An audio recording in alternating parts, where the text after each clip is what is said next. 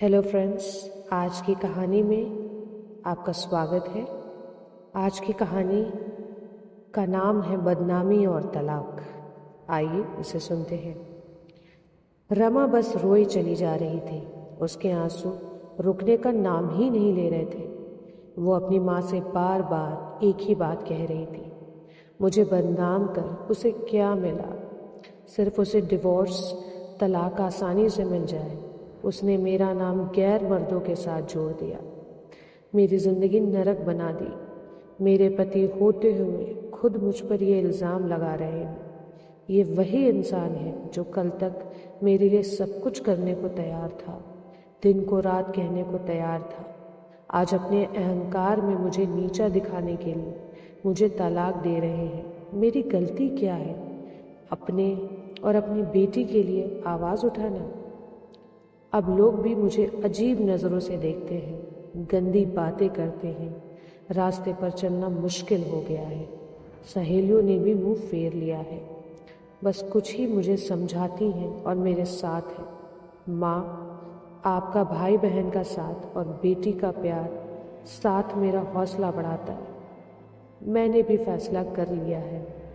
मैं लोगों के तानों से, बदनामी से डरूंगी, ना ही झुकूंगी और ना ही रुकूंगी।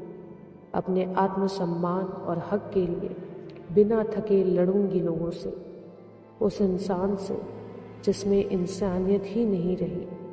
और फिर शुरू हुए कोर्ट कचहरी के धक्के, पैसों की और समय दोनों की बर्बादी। पर कोई दूसरा रास्ता नहीं दिख रहा था।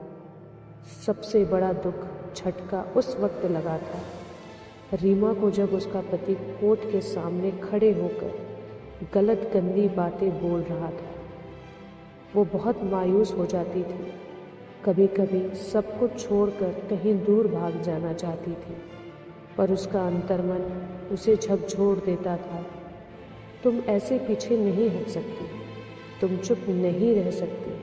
और रीमा फिर हिम्मत कर खड़ी हो जाती, अपनी बेटी के हक के लिए सोचती कि मैं मजबूत बनूंगी, तभी बेटी को भी मजबूत बना पाऊंगी। जैसे जैसे कोर्ट के केस आगे बढ़ रहा था, रीमा का आत्मविश्वास भी बढ़ता जा रहा था।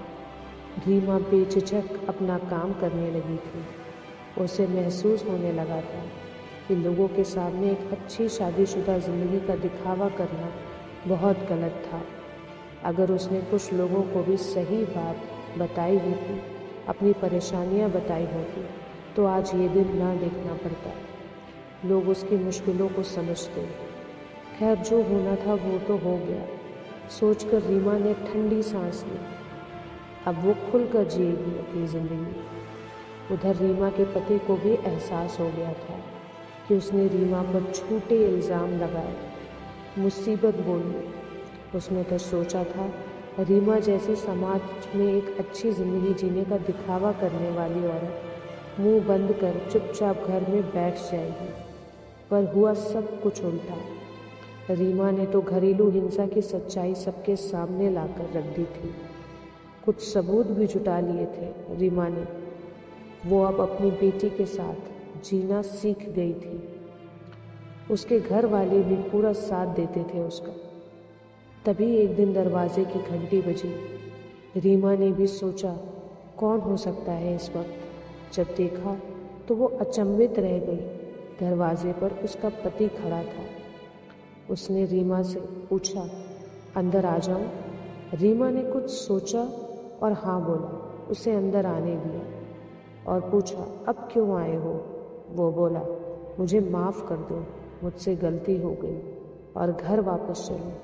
मैं तुम्हारे और अपनी बेटी के बिना नहीं रह सकता। अचानक आए इस बदलाव से रीमा सोच में पड़ गई थी।